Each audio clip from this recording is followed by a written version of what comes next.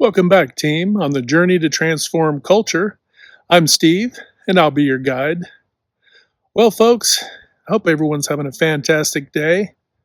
Today, we're going to jump right into the term first do no harm, right? This goes back well into ancient history, where the term essentially is part of the Hippocratic Oath. Not so far ancient, anyways, but the Hippocratic Oath that it's better to do nothing than it is to do harm. And with this in mind, let's talk about how first do no harm can be an element of your organizational culture, our lives in general.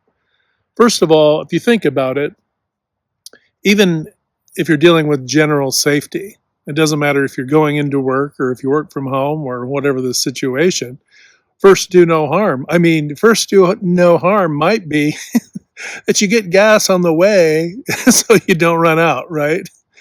First do no harm could be, hey, I do the laundry, so there's a preparation element in the first do no harm. And the harm is really, on a scale. It could be from the mundane all the way up to the very serious, right? So if you're not getting your vehicle checked out, not only can it cause harm to you, but it can also cause harm to other people. So there's definitely a safety element to first do no harm.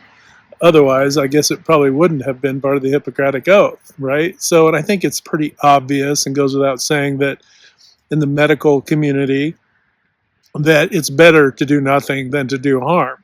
And hopefully that we follow that train of thought in all aspects of life. But we can kind of explore some of these things because even when I've been in different organizations, depending on your process, right? And some processes are administrative and some are functional and some are, mechanical, electrical, I mean, you name it. It runs the gamut. But the main thing to remember is that following your process that you probably developed yourself or fixing your process and your flow, your task flows and so forth. So your standard work and your playbooks and all these other things. You're staying on track with your O plan if you're an organizational leader. Obviously, following your policies, processes, and procedures in general for any organizational ownership and leadership is vital. But first do no harm. Think of it this way: if you're falling out of step with your own standards, then quite possibly you are doing yourself harm, right? So if you're not following, the procedures of hiring and processing people into and out of your organization in a healthy way, not only are you doing harm to them, but you're probably doing harm to your company, to the organizational culture, to the reputation that you have, right? Now, let's flip that over onto the team side of the house. If an organization has to make difficult choices and you're no longer part of that team, first do no harm, and folks go out into the community and let's just say some, off color things, we'll just say untruths, right, about your organization or your business. Well, now that is definitely not first do no harm, right? Because there may have been legitimate reasons why. Now, let me circle back again.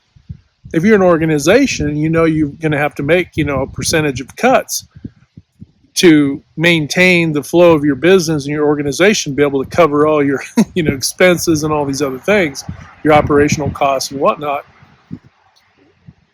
How does first do no harm enter into your mind if your first knee-jerk reaction is I got to cut 15 people or 10 or whatever it is, right? Depending on the size of your organization. Your knee-jerk reaction, is potentially doing harm.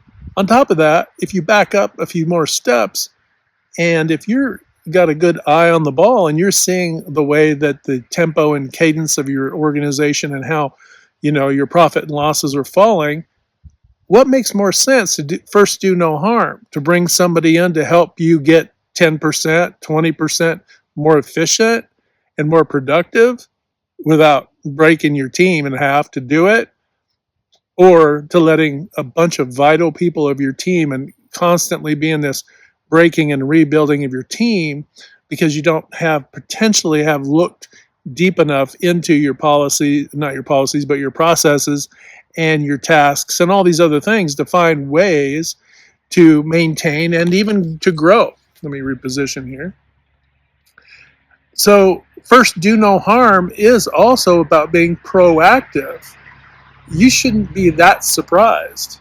I mean, you really shouldn't in this day and age with all the strangeness, high strangeness of our economic forces and everything else going on.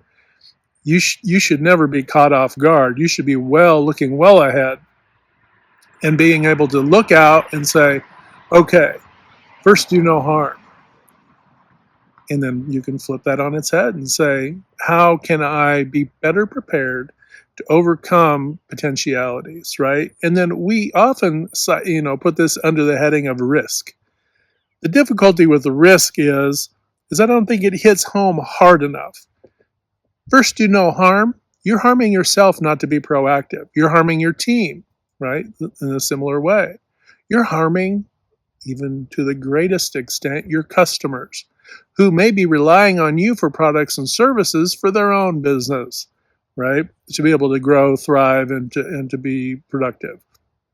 So that when you fail, when you do harm, you aren't just doing harm to you and your business or your team, but you're doing harm to your customers.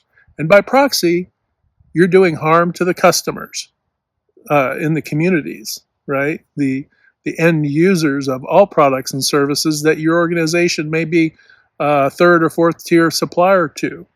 So this is why first do no harm cannot be taken lightly, and it shouldn't be really looked at. I mean, it's fine to put it in the risk, do your risk matrices and so forth, but it needs to hit home a little harder than that, because you need to realize that the decisions that you make, as well as the decisions that you fail to make, have an implication. They have an implication of harm, and the economy itself is affected.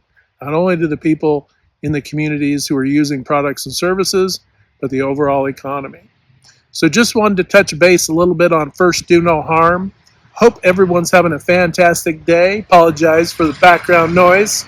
Got to compete with commerce, So, hey, go commerce, right? First do no harm. Get it done. Getting down the road fast as can be.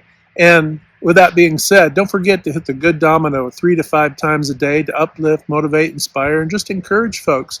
And when you do that, not only you're transforming culture, but you're transforming yourself and the lives of people around you. And that's a great thing.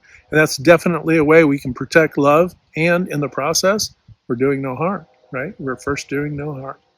All right, folks, have a fantastic day. We'll catch up with you next time. Take care.